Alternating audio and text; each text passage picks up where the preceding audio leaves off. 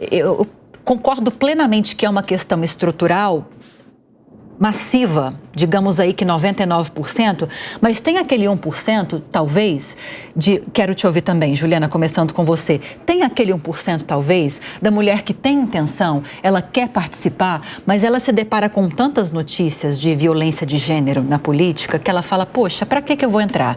Eu vou ser usada como candidata laranja, não vou ter recurso para bancar a minha campanha, não vou conseguir levar a minha campanha adiante, eu vou ser, entre aspas, esculachada por características físicas, por condições exclusivamente femininas. Não vou entrar na política, não. Para que eu vou entrar? Sim. E será que é só 1% que desiste por isso? Não saberia dizer a porcentagem. Não, a gente não pode falar, aqui a gente está conjecturando. Exatamente, né? Mas aproveitando o gancho dos obstáculos, né, para de repente a mulher ter a vontade de participação na política, até peguei aqui algumas justificativas para isso, que além da violência política, a gente poderia falar da falta de recursos, né, para a campanha da mulher na política, o desmerecimento do seu trabalho ou falas, né, que já foi também levantado aqui, aí o assédio, a violência no espaço público e a falta de apoio político ou do próprio partido para essa campanha. E também a sobrecarga de trabalho doméstico, que, claro, nessa relação é uma porcentagem ainda Boa menor. Lembrança. Né? A porcentagem maior que é indicada como obstáculos para a participação da mulher na política ainda é a falta de recursos na campanha. O assédio, a violência, ela estaria numa posição intermediária nessa relação. Não sei se são dados que ainda persistem para essas eleições. Eu acho que até por conta do impacto da lei, né, talvez essas eleições de 2024, ela seja importante para a gente ter esse termômetro da efetividade da lei, que combate a violência política de gênero. E não sei, e talvez aqui, se tiver espaço, também chamar a atenção para a importância, né? Por que pensar na importância da participação da mulher na política? Acho que a gente começou uma conversa que a gente pode ter sobre a democracia. E o que é a democracia? Né? A democracia, ela é a participação de todos na tomada da decisão política. Então, todos, incluem as mulheres, incluem as minorias, né, que a gente poderia aqui eventualmente também levantar. E a participação da voz da mulher, ela é importante para a tomada das decisões políticas na sociedade, né? Então, por que é importante ouvir a mulher? Porque tem temas que muitas vezes também dizem respeito, né, às suas particularidades. E isso, claro, a gente está discutindo em eleições para legislativo, executivo, mas também, né, não é o momento, mas que também já foi discutido no âmbito do Poder Judiciário, né, também é uma pauta. E aí levantar a importância de ouvir a voz, né, da mulher num contexto democrático. Acácio, desafio para você. Se nós tivéssemos mais representatividade feminina na política, talvez teríamos índices de violência política menores? Sim. Seguramente? Seguramente. Por N razões. São muitas as razões aqui, eu não teria tempo para elencar todas elas. Mas, primeiro, a mulher, e pode ser até, se não for bem interpretado, até tido como algo pejorativo, mas eu cito como um elogio. A mulher tem uma sensibilidade maior para certas coisas que nós não temos. A mulher, ela é mais agregadora do que nós homens, em todos os contextos. Não à toa, quando a gente olha para a família, para qualquer circunstância, é sempre uma mulher que está lá como referência, independentemente da família. E essa capacidade de agregar, ela é essencial na política. A gente está falando o programa todo aqui de violência, e uma das bases para esse problema é exatamente essa incapacidade de agregar, essa incapacidade de ouvir o próximo, essa incapacidade de ter sensibilidade ao mundo do próximo, às dificuldades do próximo, às razões do próximo. E como a mulher tem todas essas facilidades, eu acho que nós não teríamos. Mas eu confesso a você que eu acho que a gente está muito longe disso. No Brasil, a gente tem um Partido da Mulher Brasileira, ou tínhamos, que ele era presidido por um homem.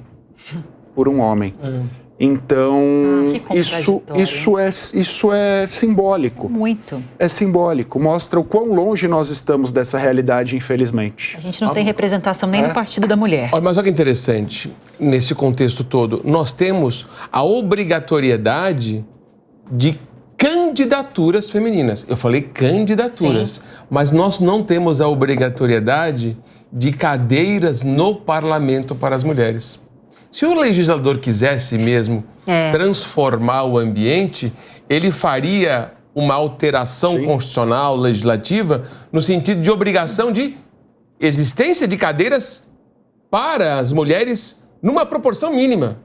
Mas hoje, é obrigatoriedade só para candidatura. E aí que eu falei, inviabiliza para ser laranja e aí acaba não dando certo. Pri, você queria falar disso? É só porque eu queria colocar aqui para a nossa audiência que a violência política, ela tem subdivisões, né? Então, a gente tem a violência psicológica e a que nós citamos aqui com relação a que você disse da Deise, querida, né? Sim. Da questão do banheiro, ela se refere à violência simbólica, que é também, por exemplo, a gente não tem berçário para as mães, né? Então, quando não tem o banheiro, quando não tem o berçário, nós dividimos isso, né, doutrinariamente em violência simbólica, que não é pequeno, porque é dela como se fosse ameaça. Né? Lembra que o Clever falou há pouco? Começa pela ameaça e se desdobra em coisas mais graves? A simbólica é a primeira violência sofrida pela mulher na política. Então, se a gente não inibe, ela avança para as demais violências. Eu até perguntei para a Deise aqui, enquanto ouvia vocês, Deise, quando foi? A Deise não me respondeu ainda. Mas aí eu fui procurar informação. Pelo menos no Senado, eu mencionei Congresso, não saberia dizer na Câmara. Plenário do 2016, Senado, né? Foi ter um banheiro feminino 55 anos após a inauguração. Essa reportagem aqui que está trazendo essa informação, ela é de 2016. 2016. 2016, eu tinha anotado aqui. Senado realiza reforma para construir um banheiro para mulheres. Até a última sessão de 2015, plenário tinha banheiro só para homens. Pode parecer pequeno o que a gente está falando aqui, mas é um detalhe tão importante, né, Clever? É o primeiro passo, né? É geração em cadeia, né? A discriminação é silenciosa e depois vai caminhando. Eu me lembro uma vez que eu acho que foi a ministra Carmen Lúcia, ou foi a ministra Ellen, que está aposentada no Supremo, que falou também que tinha esse mesmo problema no Supremo Tribunal Federal. A ministra Ellen foi a primeira, né? Ela foi a primeira ministra, né? Mas eu acho que a crítica foi da Carmen Lúcia, a ministra Carmen Lúcia. Me parece que no plenário do Supremo ela chegou a falar, olha, tem uma questão aqui muito grave no Supremo, a conferir essa questão, nesse mesmo sentido do banheiro. É um detalhe que não é só um mero detalhe, que mostra a falta de atenção para essas questões voltadas para a mulher, né? A mulher não se sente nem um pouco, assim, protegida. E aí não deixa de ser também uma preocupação. A gente está falando do banheiro, mas tem outras questões que a gente levantou aqui. Precisa mudar tanta coisa. Desses pontos que você destacou, Juliana, o que você colocaria em primeiro lugar? Para a falta de mais urgente. Bom, a violência, eu acho que talvez seja um ponto que me chame mais atenção. Porque a violência, ela gera medo, ela gera insegurança, acho que ela afasta, né, de uma maneira geral. E, claro, também acho que a sobrecarga, apesar de estar no último, né, a mulher, ela se sentir também capaz, né, de desenvolver todas essas outras tarefas, de participar da política. Eu acho que dela se sentir que ela pode ter voz também. Nós estávamos falando do detalhe, né, até num processo educacional da própria mulher de também ter essas percepções. Né? Então, acredito que a gente estava falando de violência, também não é toda mulher que consegue verificar que, eventualmente, ela está passando por uma violência também. Porque né? Eu acho que é um processo. Ela cresce achando que aquilo é completamente natural e é parte da sociedade e é... Isso. E às vezes se sentindo culpada, né, de uma determinada situação. Então, se é da roupa, se é não sei o quê, será que eu fui com a roupa certa? Será que eu fui com a roupa errada? E eu que, de repente, ensejei aquele comentário, aquela, né? E aí eu chamo a atenção também, Acácio, para a importância da educação também, sobretudo nesse caso, né? E eu falo da educação formal, aquela educação que a gente aprende na escola, mas na informal também, naquela integral, a educação dos filhos. Porque muitas vezes, é tão difícil essa questão, porque muitas vezes os pais criados nesse contexto cultural não têm nem instrumentos e elementos para tentar criar um cenário diferente para os filhos, né? E aí? Nós falávamos há pouco do problema da violência e nós dissemos aqui que demora gerações para a gente mudar. Essa questão relacionada à representatividade das mulheres vai no mesmo sentido. Eu já vejo de uma forma um pouquinho melhor que a violência genérica. Por que de uma forma um pouquinho melhor? Você bem disse. Demora.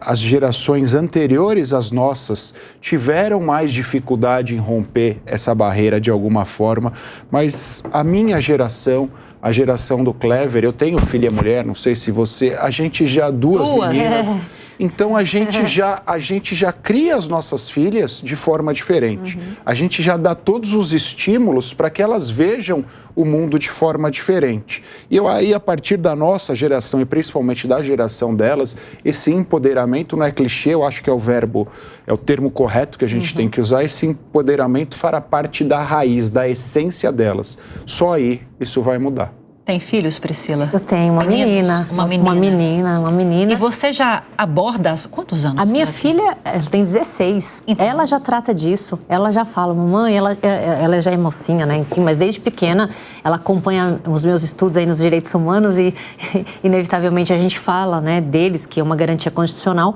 Mas a minha filha já fala disso, estuda sobre isso. E eu queria dizer o seguinte, que não é uma guerra, né? Não pode ser uma guerra. A gente vem para somar, né?